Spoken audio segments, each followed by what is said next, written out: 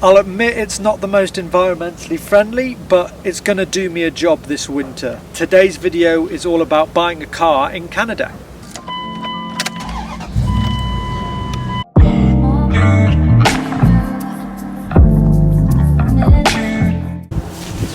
Hello everybody, welcome back to Bramski Vlogs. Matt here with another video. I'm sitting inside my 2000 Dodge Durango, which I just picked up yesterday. It's got a teeny amount of 300,000 kilometers on the clock, 5.9 litre V8, proper gas guzzler. Today's video is going to be all about finding and buying a car here in Canada. It's certainly been a bit of a slog and a new experience for me, so I'm going to go into all of that. Just before we do that, don't forget to like this video. Leave a comment below, let me know what you think of the car, and subscribe to the channel. Also getting close to 700 subscribers, guys, so let's reach that milestone soon. Alright, let's get into today's topic.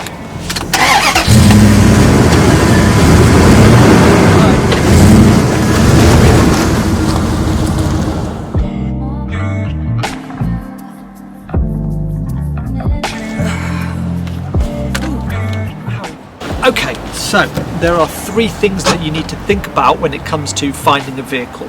You need to think about what car it is you want, how much you're willing to spend, and where you're going to find it. I needed a 4x4. It has to be able to handle the snow and the ice in the heart of winter and not cause me any troubles when I'm trying to get to work in the morning. My budget was $5,000, but this only cost me $2,500, so well within my range. It does have a lot of mileage on, as I said in the intro, but that's not uncommon here with second-hand cars in Canada. They last a lot longer on the road. Then where? Now ideally I would have liked to have picked a dealership, second-hand, where I know it would have sort of ticked all the relevant boxes, but things are a long way away from each other here and a lot more expensive.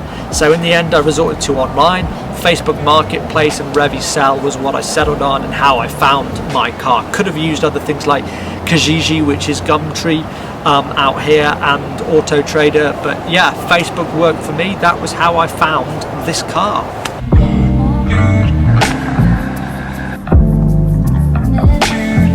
Okay, so once you've actually found the car, then you want to go and check it out. You want to visit the owner and have a bit of a look around. First of all, make sure there's no issues on the outside of it. Check for things like rust, leaks in the brake and the exhaust. These are regular problems with old cars, and they are advertised actually on a lot of the postings. I didn't want to get something that needed work doing to it. I wanted something that was going to be reliable. I should just mention that the CD AUX does not work, which I didn't know about, but that's going to be probably the only thing that I'm going to get fixed at some point.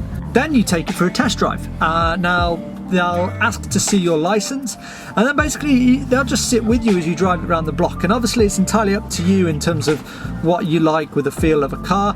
I drove an old Suzuki before this, and it was an old manual, but it was stiff gears and I didn't like the look of it. I felt like there was going to be issues with it. This is a more classic American stick shift change with a mainly automatic. It feels great. I know it's going to handle the conditions well.